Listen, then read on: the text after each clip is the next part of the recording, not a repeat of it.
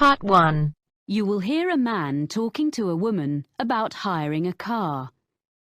First, you have some time to look at questions 1 to 5.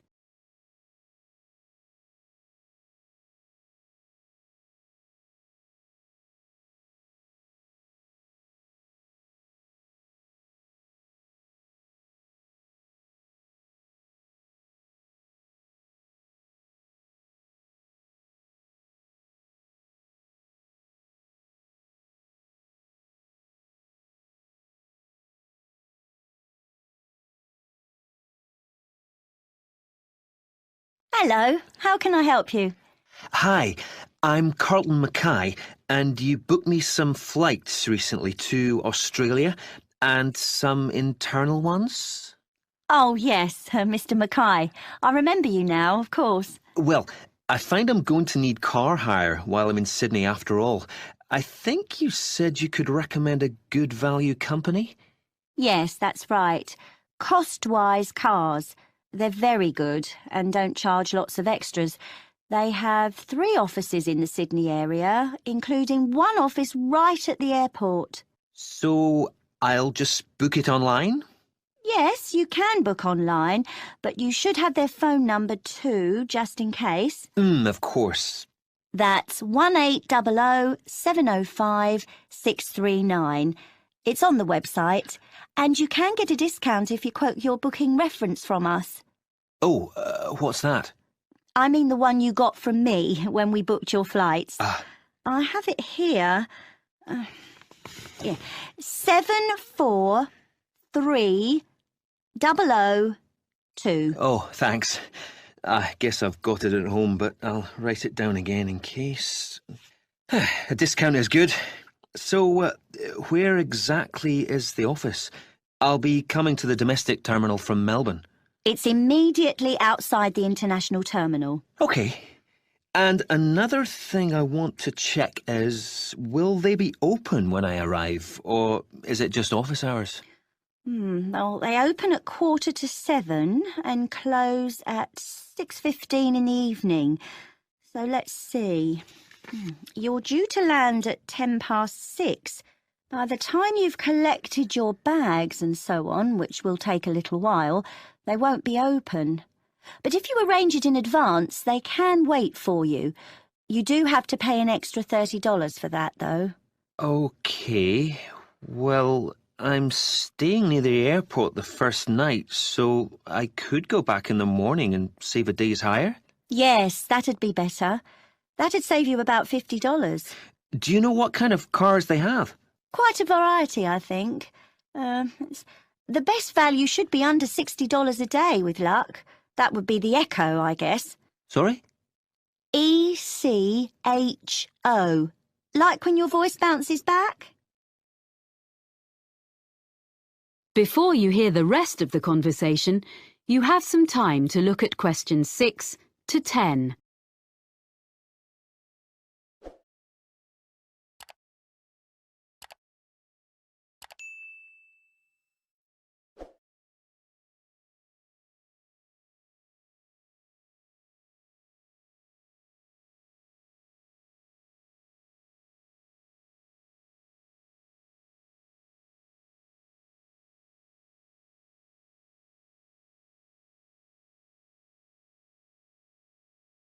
I suppose I have to book online before I leave? That's the best way. They won't deduct any charges until you finish with the car, but they do need your credit card number when you book, and of course they'll want to see your driving licence when you collect. How long will you need it? I'm in Sydney for 7 days. I'll only actually need to use it on 3 or 4 of those days, I hope, but I'll keep it for the whole week. I guess it's going to be a few $100s.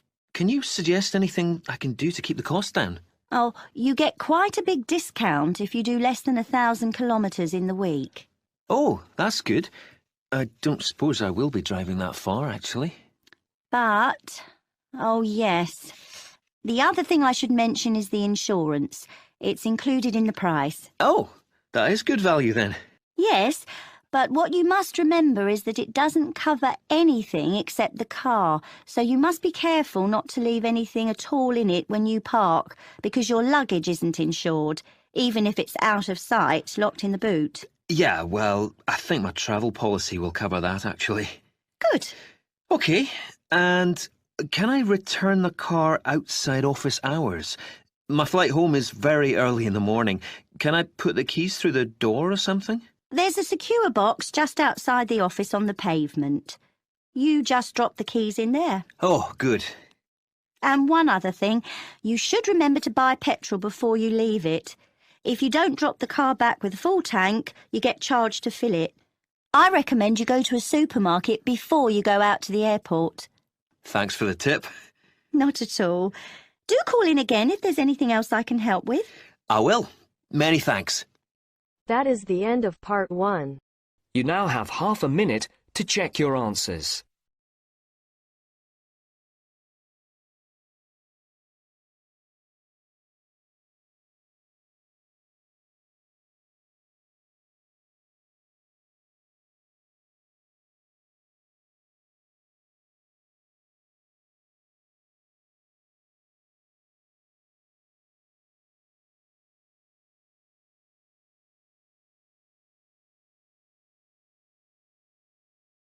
Now turns to part 2. Part 2. You will hear an extract from a talk about employment interviews. First, you have some time to look at questions 11 to 14.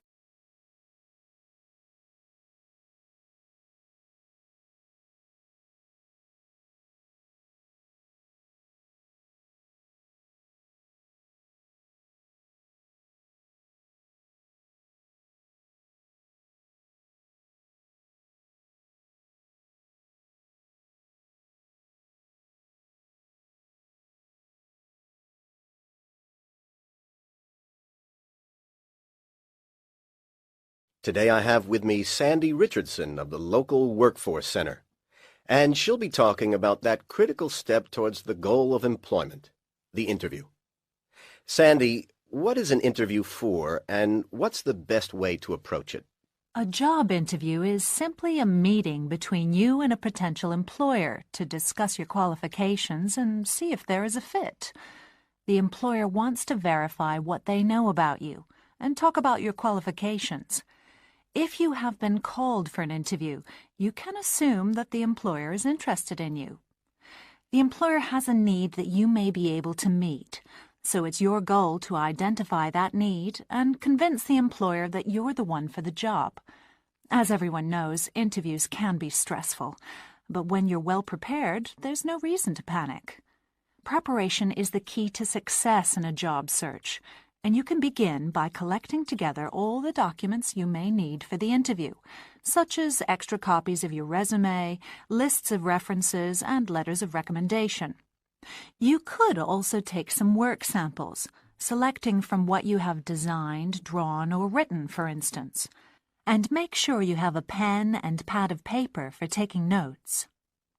The next step is to find out about the post. The more you know about the job, the employer, and the industry, the better prepared you will be to target your qualifications. Always request a job description from the employer and research employer profiles at the Chamber of Commerce or local library.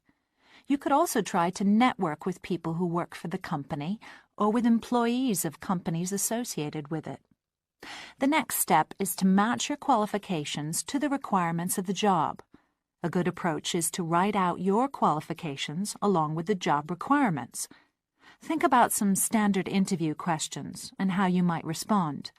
Most questions are designed to find out more about you, your qualifications, or to test your reactions in a given situation.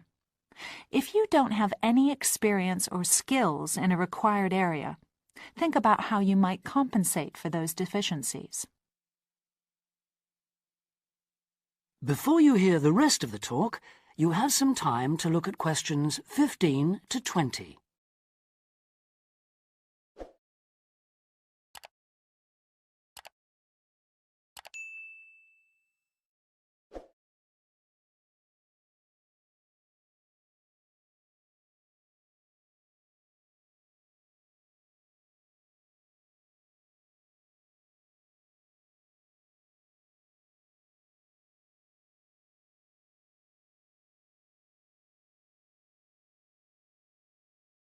During an interview, it's important that you be yourself.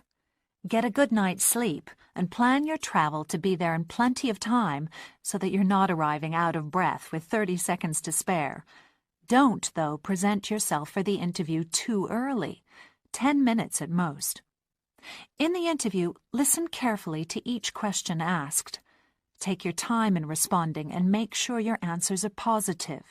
It's important to express a good attitude and show that you're willing to work, eager to learn, and are flexible. If you are unsure of a question, don't be afraid to ask for clarification. In fact, it's sometimes a good strategy to close a response with a question for the interviewer. In general, focus on your qualifications and look for opportunities to personalize the interview. Briefly answer questions with examples of how you responded in comparable situations, from either your life or previous job experiences. Something you should avoid are yes or no responses to questions, but don't dwell too long on non-job related topics. Use caution if you are questioned about your salary requirements. The best strategy is to avoid the question until you have been offered a job. Questions about salary asked before there is a job offer are usually screening questions that may eliminate you from consideration, so be warned. On the other hand, it isn't inappropriate to show your enthusiasm if your first impressions of the interview and of the employer are good ones. So, if the job sounds like what you are looking for, say so. Keep in mind that the interview is not over when you are asked if you have any questions. Come prepared to ask a couple of specific questions that again show your knowledge and interest in the job. Close the interview in the same friendly, positive manner in which you started. When the interview is over, leave promptly. Don't overstay your time. Think about the interview and learn from the experience. Evaluate the success and failures. The more you learn from the interview, the easier the next one will become. You'll become much more confident. To close, here are a few more tips. First, maintain good eye contact throughout the interview and be aware of nonverbal body language. Second, dress a step above what you would wear on the job. Go to the hairdressers, have a shave, etc. Remember that your appearance is a key indicator of whether you have the right attitude, so it can pay to give some thought to how you look. And finally, don't be a clock watcher. That is the end of part 2. You now have half a minute to check your answers.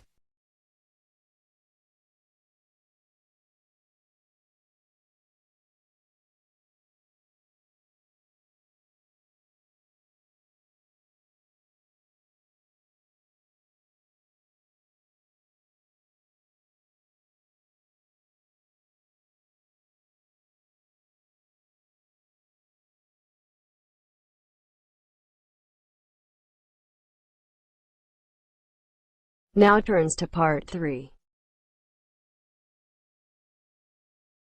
Part 3. You will hear a student of landscape architecture discussing a project with his tutor. First, you have some time to look at questions 21 to 24.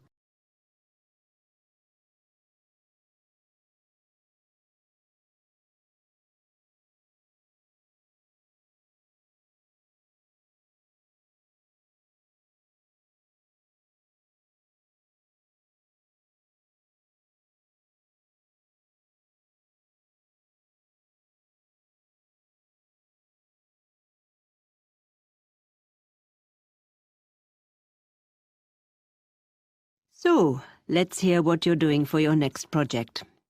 I've decided to design a roof garden for a supermarket. I've been looking at some on the web, and I think that a garden on top of a building is the up-and-coming thing. Okay. So you've done a bit of reading already? Mm-hmm. What benefits would there be for the client? Why do you think a supermarket chain would be willing to meet the expense of construction? You do realize that would be the first thing they raise. Yes, I know. But I'd explain that in spite of the initially high expense, they would save that much in approximately 5 years. Well, I'd have to do sums. I mean, calculate specifically. Yes, how would the saving come about? Mainly through lower heating and aircon bills. The extra insulation offered by having a layer of living plants in the soil would make a huge difference. Okay. But they might feel the expense of maintenance would be an issue. After all, supermarkets don't normally employ gardeners. What I thought was, if they made it a community garden, rather than a simple, low-maintenance green roof. So there'd be public access? Oh, yes.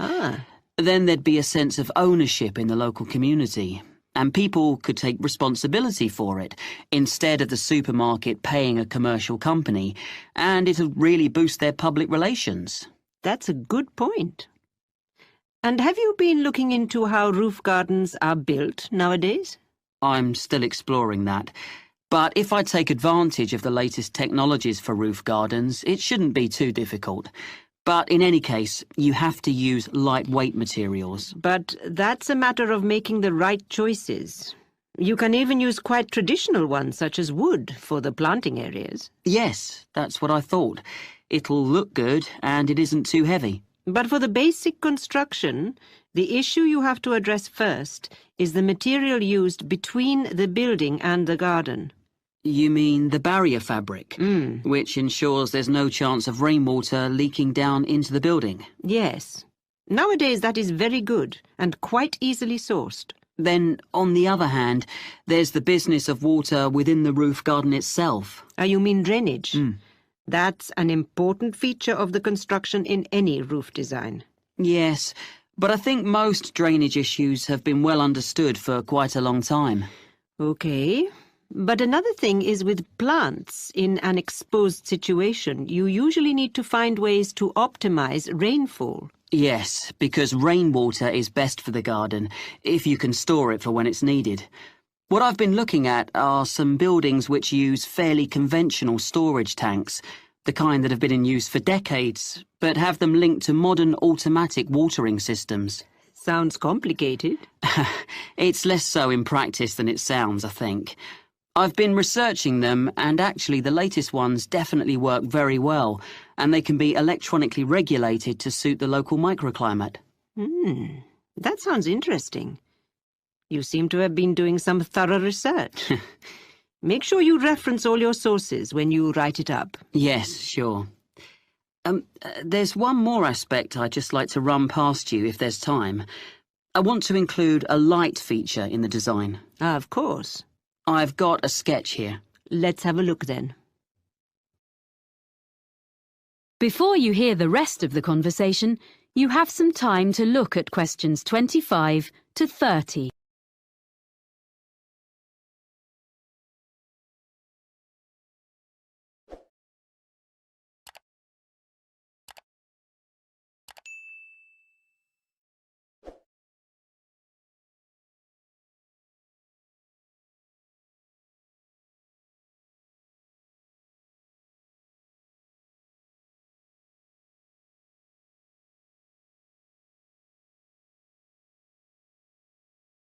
Well, I was really impressed by something I saw on a roof in Cornwall, and I'd like to design something similar. You have an area of planting, and I'm thinking of installing this lighting in an area filled with low-growing evergreen shrubs. You'd have to have lights and things well away from anywhere children might be. But I can see this could be very effective, if a bit complicated. How would it work? On this drawing, this is a section view. You have this low wall on the right. Yes, that's it. This is just one element, and these areas would be repeated all round the planted area. I think this will probably be a wooden wall using reclaimed timbers with an angled ceramic top surface. Perhaps even ridge tiles, like they use on roofs? Ah, yes. That'd be just the sort of thing. And that'd make it weatherproof. And then the heavy-duty electric wiring comes up through the floor just outside the planted area and into the wall. Then it's brought through to a projector low in the side of the wall, and that sends a beam of light along the fibre optic cable. So there's no electricity in the actual lights. The fibre optic goes across the surface of the soil in the planting area. Yes, that's the beauty of it. The shrubs will soon grow to cover it up, of course, and then the cable goes past a wooden post, which is between the shrubs and can be a support for them as they grow bigger, and then runs up into each element of the installation. So the light beam is carried up to the top of each element and illuminates a kind of conical glass cap? I see. Is that the bit which would glow in the dark? Yes. And what's the cap supported on? Is it a wall? No, it's a slender acrylic rod, like the stem of a flower or mushroom, which the cable runs up inside of. Well, I'll be interested to see the final drawings. Oh, thank you. I'm looking forward to putting it all together. That is the end of part 3. You now have half a minute to check your answers.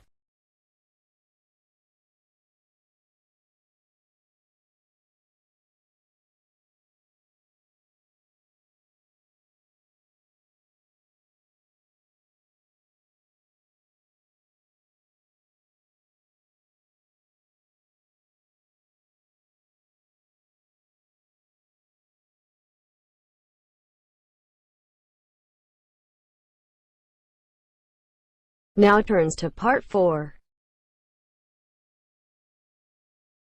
Part 4. You will hear part of a lecture about the school calendar. Listen carefully and answer questions 31 to 40.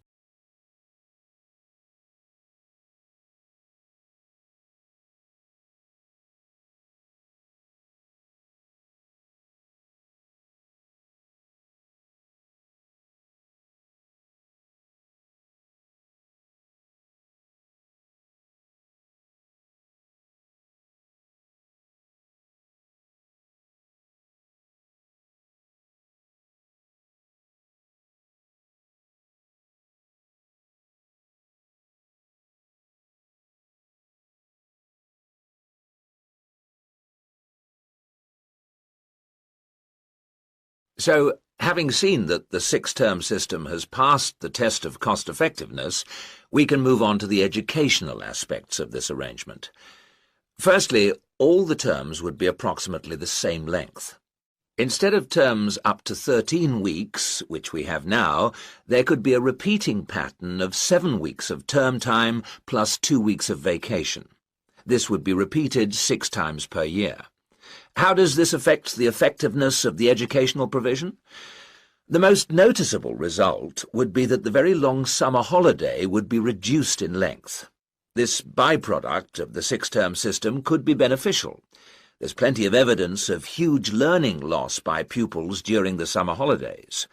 By learning loss, we mean the amount that pupils forget or lose during a holiday break. Ashley carried out a number of analyses which showed this conclusively. He investigated 39 studies examining the effects of summer holidays on standardized test scores. His analyses indicated that summer learning loss equaled 2 weeks to 7 weeks of instruction. On average, children's test scores were 3 weeks lower than when they left school in the previous term. He also found differences in the learning loss effect according to subject. The subjects he analysed were reading, writing and maths, and he found that the effect was greatest in maths and reading. Furthermore, although all social groups experienced roughly similar learning loss in the field of maths, the studies found that disadvantaged children showed even greater losses in reading skills. So, the problem of learning loss in traditional schools is clear. However, the results of studies into the six-term system and learning loss are ambiguous. Marchmont found that pupils in six-term schools maintained their test scores after the shorter holiday period. This is certainly an improvement on the traditional system where, as we have seen, pupils perform worse after the summer break. Benson, however, found no differences between those in traditional schools and on the 6 terms schedule. It would seem reasonable that if long holidays result in learning loss, then shorter holidays should result in less learning loss. So we await the outcome of further studies.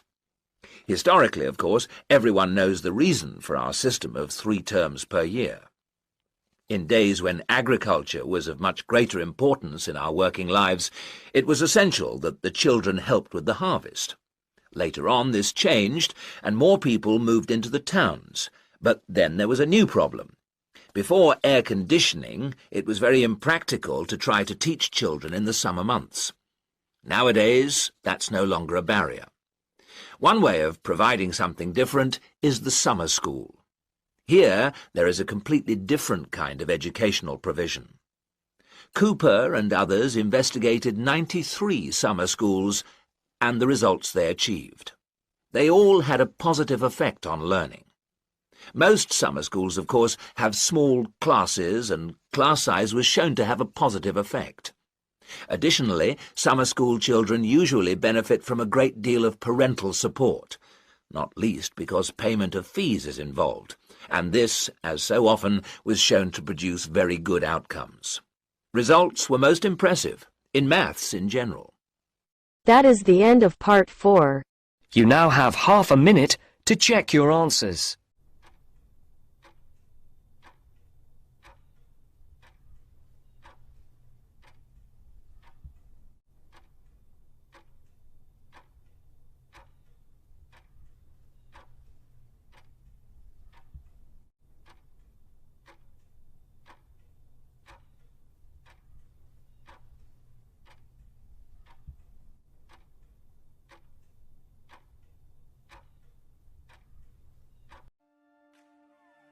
That is the end of the listening test.